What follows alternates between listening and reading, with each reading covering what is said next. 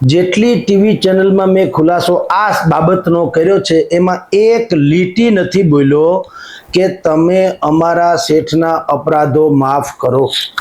Yes, જો એના કોઈ અપરાધ હોય તો ફાંસીએ ચડાવી દો, શૂટ કરી દો.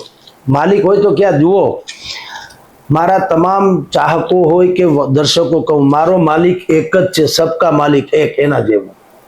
મારો કોઈ માલિક નથી.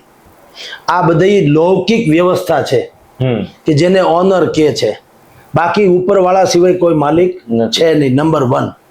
બીજી વાત, ગિરીશભાઈ સોલંકી સામે જે પ્રકારની ગંભીર કલમો લગાડવામાં આવી એ પ્રકારનો એનો અપરાધ હોય તો મેં કીધું સૌથી પહેલી ગોળી હું મારું, જો મને છૂટ આપવામાં આવે તો.